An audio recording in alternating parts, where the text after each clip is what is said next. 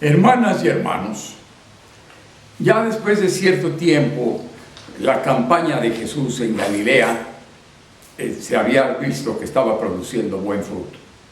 Había mucha gente que simpatizaba con Jesús, algunos lo seguían, lo acompañaban donde fuera, otros se quedaban en sus casas, pero ya sabía Jesús que podía contar con ellos para lo que hiciera falta. Y bien, ahora venía una siguiente fase. Si ya más o menos todos estaban enamorándose del reino de Dios, ya habían entendido de qué se trataba el proyecto de Jesús. Ahora había falta hacerle otra segunda vuelta y buscar convertir eso en un movimiento, organizarse un poco. Y eso no lo podía hacer Jesús solo, necesitaba colaboración. Se fijó un número, el número eran 72, un número simbólico. 12 tribus de Israel, 12 apóstoles, 12 por 12 son 144. Necesitaría 144 colaboradores. Pero si cada uno trabajaba por 2, con 72 era suficiente, la mitad de 144. Entonces los mandó a donde él pensaba ir. Yo creo que les ha de haber hecho un poquito un cronograma, un calendario, para más o menos calcular cuándo estaría en su pueblo, para ver que lo fueran preparando. Y los mandó de 2 en 2, posiblemente una pareja, unos casados, 2 esposos, y los mandó en todos lados. Pero lo interesante aquí en esto es ver cómo los envía. Es una imagen y una enseñanza de cómo debería de ser el envío, la misión, las misiones. En primer lugar, pues, los manda sin recursos. Cuando uno piensa en una campaña publicitaria, inmediatamente viene a la mente, a ver, ¿cómo vamos a preparar a los que van a llevar a cabo esta campaña? Y segundo, ¿con qué recursos cuenta? Y se puede decir que cada vez más va importando los recursos. Una campaña publicitaria, hoy en día, por ejemplo, comercial, ¿saben cuánto cuesta un comercial de 30 segundos durante el Super Bowl en Estados Unidos? $6 millones, como 120 millones de pesos, nada más por 30 segundos. Aquí en México, en un programa de Televisa, más o menos visto, pues vienen saliendo unos 300,000 pesos. Y si es en un horario estelar, por ejemplo, entre 9 y 10 de la noche, puede llegar hasta $1,5 millones. Y se puede decir que los gastos en publicidad aumentan inversamente proporcional a la calidad del producto. Un producto bueno, pues casi no necesita propaganda, se recomienda por sí solo. Un proyecto chafa, un proyecto malón, pues requiere muchos recursos económicos. ¿Se acuerdan que Goebbels, el ideólogo de Hitler, decía: piensa en una mentira, la que se te ocurra, una mentira, repítela 1 millón de veces y se convierte en una gran verdad. Eso es. La repetición, lo saben muy bien los publicistas, ¿verdad? Y eso cuesta dinero en los actuales medios de comunicación. Pero también en la política, no nada más en lo comercial. Por ejemplo, para las elecciones del 2015, que fueron elecciones intermedias, pues el INE destinó 6,000 millones de pesos para las campañas políticas de los candidatos. Y ya saben cómo son esas campañas políticas, famosos jingles, ¿no? Todos los partidos, nadie expone su programa, o ni siquiera sus propuestas, sino simplemente una cancioncita pegajosa, una musiquita así. Todos ofrecen lo mismo, todos dicen que van a hacer no sé cuánta cosa. En realidad, no sirve de gran cosa para orientar un voto. Simplemente para hacerse visibles, y ya eso ya lo consideran suficiente. Pero, y muchos de estos campañas, muchos de estos políticos, pues no ofrecen programa porque a lo mejor ni siquiera lo tienen, ¿verdad? Son malos políticos. Y los malos políticos necesitan más espectaculares y más tiempo electrónico, ¿verdad? Por eso Jesús manda a sus apóstoles prácticamente con lo que llevan puesto.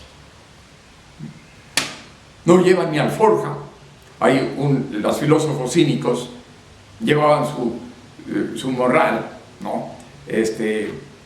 Ya Antístenes, por ejemplo, uno de estos filósofos, en el morral iban echando lo que la gente les daba y ahí se lo llevaban, ¿no? Cuando hacía hambre se lo sacaban. Ni siquiera mochila, no hace falta, ni dinero en el cinto. En muchos lugares el cinturón no es de cuero como lo tenemos, sino es de tela doblada en pliegues, ancho el cinturón, y ahí meten el dinero y sí se lleva seguro. Pues nada de bolsa, nada de dinero, nada de dinero en el cinto. No tienen más que ni siquiera una túnica para cambiarse. En la noche a lo mejor lavarán la túnica que llevan y un poquito en la mañana a ver si lo seca el sol, ¿verdad? Ni siquiera 2 túnicas. ¿Sí? Simplemente lo que llevan puesto. Ni siquiera un palo para defenderse de los lobos, porque en esos lugares donde hay ovejas, por ahí merodean lobos.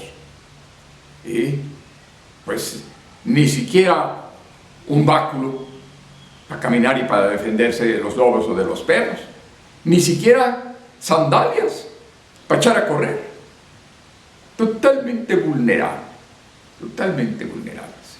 Y dice Jesús aquí, en todos los campos: vayan, yo los envío como ovejas entre lobos. Como ovejas entre lobos, totalmente vulnerables. Claro, les da un poder. Pueden aplastar serpientes y escorpiones. Y aunque los muerdan no les va a hacer daño. Hay una cierta protección también, ¿verdad?, al evangelizador. Pero sobre todo, su gran defensa es la misma palabra.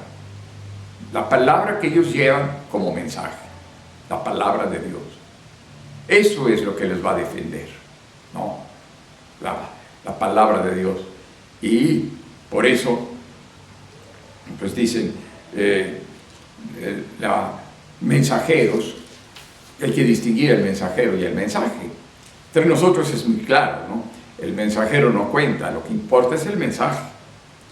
En algunos lados se contaba, curiosamente, si eran buenas noticias, en el pueblo donde llegaban, les daban al mensajero una buena propina. Pero si eran malas noticias, a veces mataban al mensajero porque llevó noticias malas. Y el mensajero, ¿qué culpa tenía? ¿Verdad? Pues sí, aquí sí es importante quién es el mensajero. Tienen que ser buenos testimonios que tienen que dar. Llegar a una ciudad, buscar una casa de personas con autoridad moral, que lleven buena conducta, y ahí se queden. No anden cambiándose de casa en casa porque hay que formar una comunidad allí, ¿no? Y denles a cambio lo que ustedes les van a dar. ¿Qué les van a dar si no llevan nada? La paz. Les van a dar la paz. Y si no los reciben bien, pues esa paz no les va a llegar, ¿verdad? Incluso dice, si los rechazan, antes de salir del pueblo se cuidan sus sandalias, como para decir, conste, no nos llevamos ni el polvo de esta ciudad. Fíjense nada más, qué entrega quiere. No se detengan a saludar a nadie por el camino. No quiere decir que no darle las buenas tardes, no, por favor, no se trata de eso. Pero sí instalarse, viene la platicadita, ándale, yo vivo por aquí cerquita, vente y comemos un poquito para descanses. Y sí, no, nada de descansos, nada de cotorreos por el camino, no, sino directamente. Y bueno, ¿qué les da entonces si ellos no llevan nada?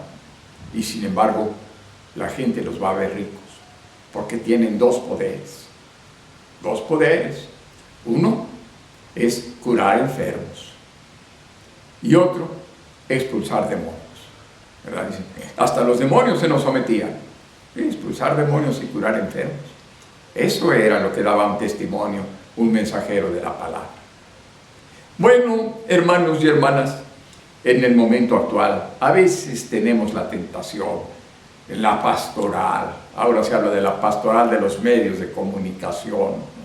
Cosas caras, a veces la iglesia llamada electrónica, ¿no? Hace eventos carísimos, no sé, no quiero yo criticar más que en este punto, la jornada mundial de juventud o un viaje del Papa, sale carísimo, ¿y qué queda muchas veces de estos actos multitudinarios?